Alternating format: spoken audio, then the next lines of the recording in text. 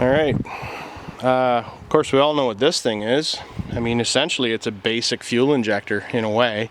If you picture that the signal wire from the ECM tells your hand how much to pull in, which would then increase or decrease how much water sprays out of this thing, it's the same theory for your fuel injector. Okay, your engine has measured incoming air, and it has, you know, as a result of a computer map, it is basically telling the fuel injectors, okay, spray for how many milliseconds and then shut off, and spray again and shut off.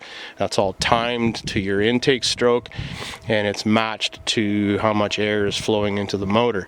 And then of course it's changing all the time based on RPMs. I actually have a fuel injector here. This one is a replacement one that I exchanged out of my car. This is actually out of a direct injection engine.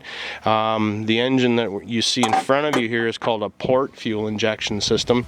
So this thing, basically, the fuel injector is installed directly into the intake runner or intake port, just outside of where the intake valve is.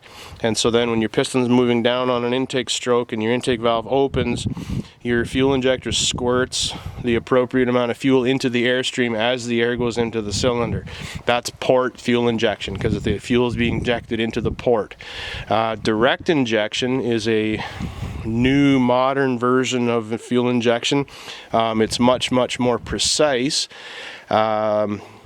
And the fuel injector is actually installed into the cylinder head itself. And so if you look at the bottom of the cylinder head, you would see the valves, and most engines now have 4 valves per cylinder. You would see a hole for the spark plug, and right beside the spark plug you would see the tip of this fuel injector. I actually have a cap on the end of it. I'll take it off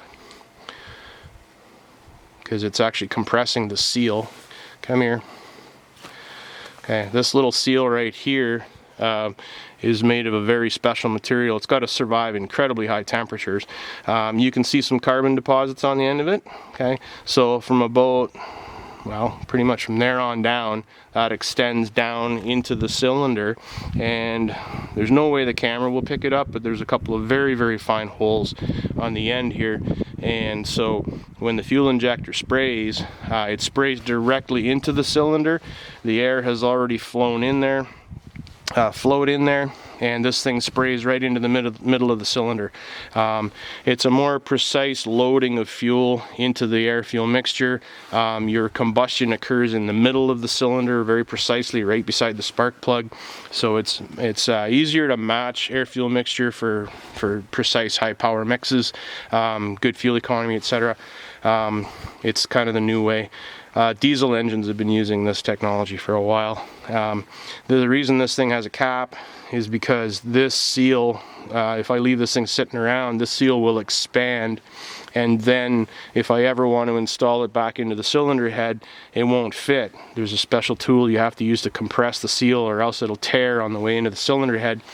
And if it gets torn, then on a compression stroke and also on a power stroke, you'll actually have some pressure come up the side of the fuel injector, which will actually burn a stripe into the side of the cylinder head and destroy your cylinder head. So these little seals are a really big deal. So I'm going to put that cap back on before that thing starts to change size.